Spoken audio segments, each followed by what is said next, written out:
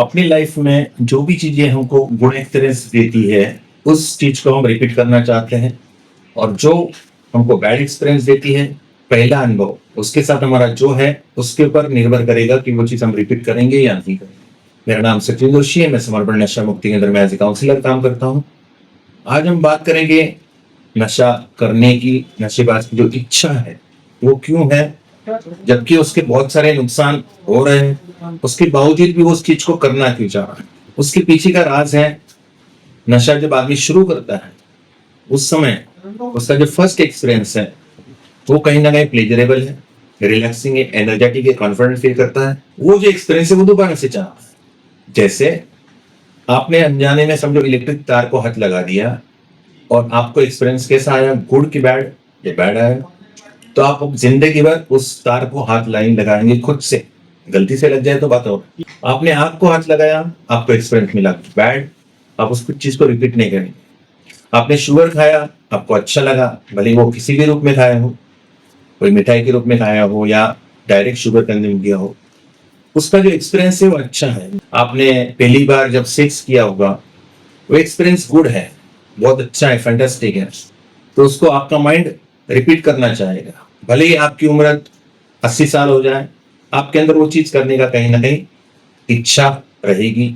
उसके पीछे काम करना है, उसका एक्सपीरियंस। जब आप 15-20 साल के थे, 25 साल के थे, उस समय जो आपने किया था वो एक्सपीरियंस रजिस्टर हुआ है, और उसकी वजह से वो अंदर उस चीज के लिए हाँ है। जिस चीज का एक्सपीरियंस बुरा है उस चीज को आदमी रिपीट नहीं करता। अब बात करते हैं ब्राउन शुगर जैसे एडिक्शन की, जहां पर उसका फर्स्ट एक्सपीरियंस कई सारे लोग एक्सपीरियंस करते हैं कि उसमें आदमी को वोमिटिंग होती है, लेकिन उसको वहां पर मिलते हैं कुछ दोस्त जो उसको बताते हैं कि 1-2 बार करेंगे तो वो आप उस प्लेजर को टच कर पाओगे। वो उसको रिपीट करता है, और जिस दिन उसने उस प्लेजर को टच कर लिया उस दिन उसका रजिस्ट्रेशन हो गया, और अब उसके दिमाग में उसके लिए हाँ है।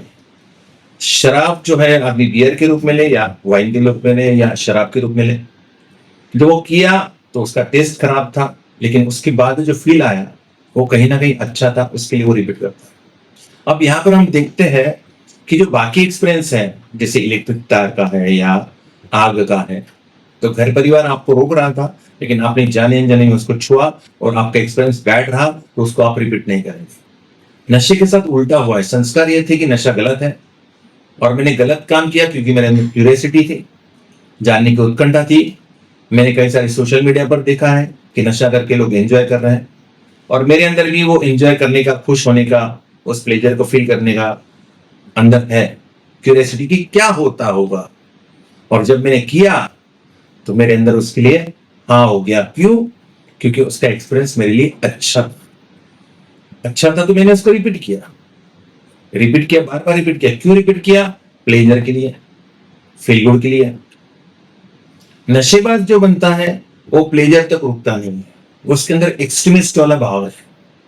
जैसे एक क्वार्टर पीने के बाद में नशा हो गया या एक बियर के बाद नशा हो गया, तो उसको सीकिंग प्लेजर ये उसके अंदर देखा जा सकता है कि एक क्वार्टर में नशा होने के बाद भी उसको संतुष्टि नहीं आई, उसको फील गुड तो आया, लेकिन उसके बावजूद उसकी नशा और करने के अंदर इच्छा जागृत हो गई, और बार बार इस सीकिंग प्लेजर फैक्टर की वजह से उसका नशा धीरे धीरे बढ़ने लग गया। आदमी जो चीजें करता है, 3 कारण है, कोई भी चीज सामान्य आदमी करे या नशेबाज करे, 3 चीजों के ऊपर काम होता है। एक होता है प्लेजर, दूसरा होता है सीकिंग प्लेजर, तीसरा होता है अवॉइड पेन। आप कुछ भी चीज देख लो, उसके अंदर ये तीनों में से एक या 2 या तीनों चीजें मिलेगी। नशेबाज जब नशा कर रहा है तो शुरुआत में वो प्लेजर के लिए कर रहा है, फिर सीकिंग प्लेजर के लिए कर रहा है, लेकिन धीरे धीरे उसका नशा बढ़ा, सुबह उसका हैंगओवर है, that is called avoid pen. अब उसको नशा करना है, क्यों? क्योंकि उसका हेडेक उसको खत्म करना है। शुरुआत हुई मॉर्निंग से, मॉर्निंग में उसको उतारा के रूप में उसने शराब पी। अब शराब पी तो वो वापिस प्लेजर वाले, फील गुड वाली स्थिति में पहुंच गया, लेकिन फैक्टर है सीकिंग प्लेजर, वो अभी भी उसके अंदर है, सो दैट उसको रिपीट करता है, और फिर से जब वो उसका नशा उतरता है वो फिर से पेनफुल स्टेज में है, और उसकी वजह से उसको नशा रिपीट करना पड़ेगा। ये कहीं ना कहीं ऐसे ट्रैप में फंस जाता है कि उसको बार बार उस चीज को दोहराना पड़ता है। Pleasure, seeking pleasure and avoid. जो पेशेंट जो नशेबाज बन चुका है, वो अगर हम देखेंगे डीपली तो कहीं ना कहीं अवॉइड पेन के लिए कर रहा है। अवॉइड पेन कैसा? क्योंकि नशा ज्यादा होने की वजह से उसके फैसले गलत दिशा में जा रहे हैं, उसका जीवन अस्त व्यस्त हो रहा है, उसके जीवन में परेशानियां बढ़ रही है, भले वो शारीरिक हो, मानसिक हो, फैमिली वाली हो, पैसे की हो, सामाजिक हो या सेक्सुअल हो, हर तरह से वो परेशान हो जाता है क्योंकि नशा बढ़ा है, दिमाग खराब है, शरीर भी अस्वस्थ है और दिमाग भी अस्वस्थ है। जो एक्शंस है, जो वो सही चाहता है करने की, लेकिन वो करता नहीं है, वो गलत एक्शन करता है। और सबसे बड़ी बात, जो गलत एक्शन करता है वो उसको सही लगती है। रात को मुझे एक क्वार्टर पीना था लेकिन मैंने 2 पी लिया, उस समय वो सही लग रहा था इसलिए तो किया। और किया क्यों? क्योंकि वहां पर सीकिंग प्लेजर काम कर रहा था। मैं सुबह होने वाली हेडेक के बारे में नहीं सोचा, मेरे अंदर वो संतुष्टि, अतृप्तता है, मैं उसको रिपीट रिपीट करे जा रहा हूँ।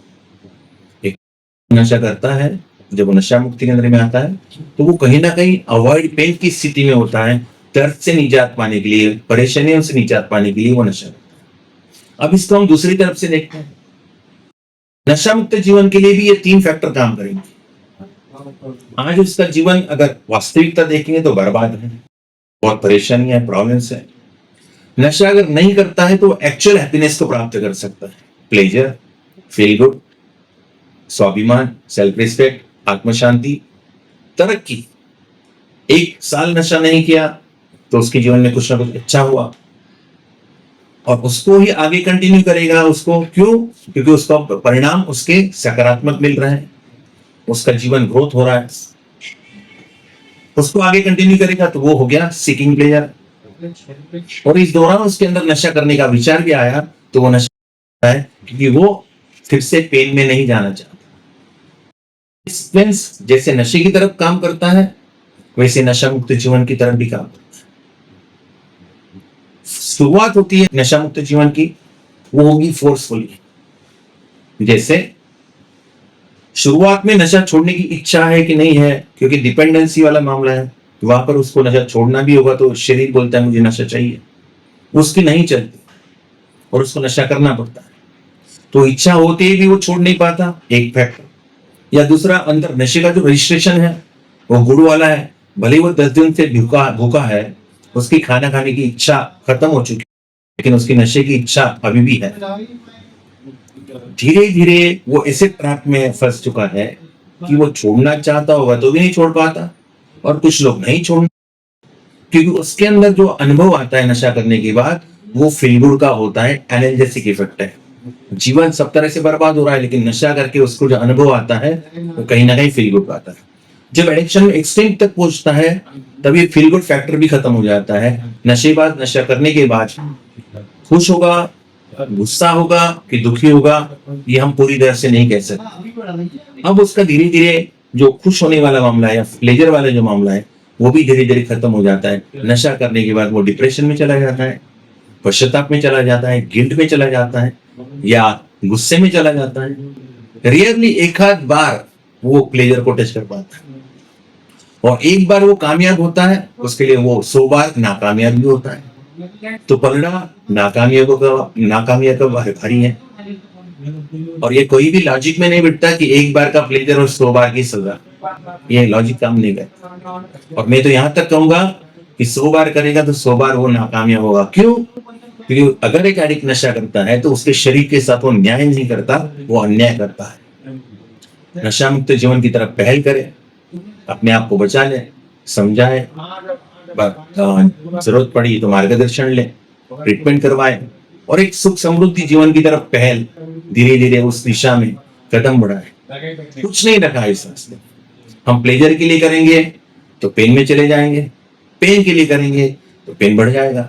ओवरऑल टेम्पररी प्लेजर और टेम्पररी पेन के लिए नशा करेगा आदमी तो वो ट्रैप है, क्योंकि ये डिपेंडेंसी में चला जाता है। आप अभी स्वस्थ हो, नॉर्मल हो, नशा किया, आपको ऊपर उठाया उसने, और जब नशा उतरा तो आप नीचे चले गए, नॉर्मल से नीचे, अस्वस्थता। और उस अस्वस्थता को मिटाने के लिए आपने फिर से नशा किया, आप फिर से ऊपर चले गए, और नॉर्मल आप हो नहीं पाते। आपका नशा जब भी उतरेगा आप अस्वस्थता का अनुभव करेंगे। तो आज तक जो गलती हम करते आ रहे हैं कि दर्द से निजात पाने के लिए नशा करना, दर्द से निजात तभी पाएंगे जब दर्द के ऊपर काम होगा। जो भी परेशानी होगी उससे निजात पाने के लिए नशा नहीं, परेशानियों के ऊपर काम करना और परेशानियों के ऊपर विजय प्राप्त करना। परेशानियों के ऊपर, प्रॉब्लम्स के ऊपर काम करना है तो होश में रहना जरूरी है। अगर होश में नहीं रहेंगे तो अपने जीवन की जो अस्त व्यस्तता है, जो परेशानी है, जो प्रॉब्लम्स है, उसको हम सॉल्व नहीं कर पाएंगे। तो नशा मुक्त जीवन की तरफ पहल करें। जरूरी पड़े तो मार्गदर्शन लें। कहीं नशा मुक्ति केंद्र में आप एडमिशन ले सकते हैं, वहां पर प्रॉपर काउंसलिंग होगी। ये जो है फैक्टर, ये सोच का फैक्टर है, आपकी समझ का फैक्टर है। ये एक मजबूरी भी है एक एडिक्ट की कि उसको इस दलदल से बाहर निकलना। दलदल से बाहर निकलने के लिए अगर मैं किसी के पास रस्सी फेंकूं तो वो बाहर नहीं आने वाला। उसको उस रस्सी को पकड़ के ताकत लगाना पड़ेगी, तब मैं उसको बाहर निकाल सकता। कोई कुएं में गिर गया, हमने रस्सी डाली है, तो वो आदमी बाहर नहीं आ सकता जब तक उस रस्सी को पकड़े नहीं। नशेबाज की मदद तो सभी लोग करना चाहते हैं, लेकिन वो ऐसे ट्रैप में फंसा है कि उसको अपना भला बुरा ही नहीं समझ रहा है। तो शुरुआत में भाई लोग, शुरुआत में आपको फोर्स रिकवरी की तरफ जाना है। जबरदस्ती नशा कम से कम 2 साल के लिए छोड़कर देखिए। नशा कहीं भागे नहीं जा रहा है, लेकिन मैं आपको गारंटी दे रहा हूं 2 साल तक आप इस चीज को फॉलो करते हो, मीटिंग्स अटेंड करते हो अल्कोहलिक एनोनिमस, नार्कोटिक एनोनिमस की, तो आप एक कामयाब व्यक्ति बन सकते हो। सिर्फ नशा छोड़ना, नशे को बंद करना तो रिकवरी मत समझिए। नशा बंद करना रिकवरी के लिए जरूरी अहम बात है, फर्स्ट स्टेप है। हमारे जीवन को ठीक करना, होश में रहेंगे तभी ठीक कर पाएंगे, नशे में रहेंगे तो ठीक नहीं कर पाएंगे। इस वीडियो में मैंने कुछ चीजें डिस्कस की है। आपको इस टॉपिक के ऊपर और कुछ सजेशन हो तो मुझे आप कमेंट में करें। अगर आपको और कोई टॉपिक सुझाई दे रहा है तो आप मुझे कमेंट में बताएं, मैं उसके ऊपर अगली बार बात करूंगा।